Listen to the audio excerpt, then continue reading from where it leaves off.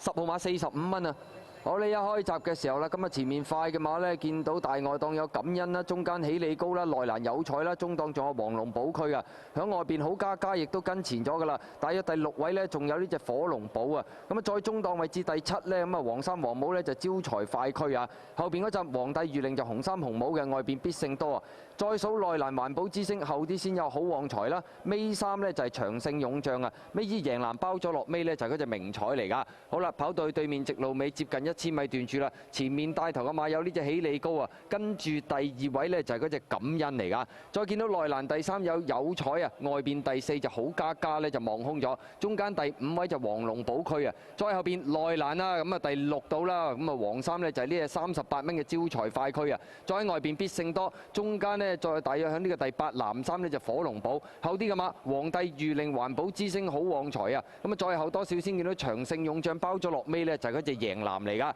好啦，咁啊轉緊彎咯喎，喜利高依然係佔先，感恩第2位內欄有呢隻有彩啦，出邊好加加望空要早走噶啦，再跟住一齊走呢，外邊呢仲有呢隻必勝多，中間位置就黃龍寶區啊，再有多少先嗰啲招財快區馬林揾緊位啦，同埋火龍寶嗰啲馬，最後200米到啦，前面透出嘅馬呢，見到就係中間位置有呢隻好加加同埋呢隻感恩啊，內欄位置喜利高都未散得晒噶，大外檔名彩上緊嚟，中間仲有火龍寶招財快區嗰啲馬，最後100零米好加加已經係透出㗎啦，咁啊好有機會贏呢場賽事。第2名呢，就係贏藍同埋火龍寶啊，好接近啊，招財快區呢，就跑第4啊，咁啊結果呢場賽事呢隻好加加，其實都壓力係相當大嘅，一路望空。咁啊第一次跑1600，仲要132磅，但係結果3.7倍大熱門贏馬，贏藍第2，火龍寶第3，第4招財快區。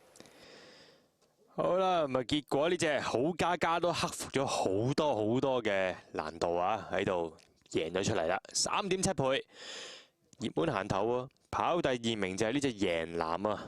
第3呢，我哋見到火龍寶，然之後就係招財快區，招財快區起步又係唔順嘅。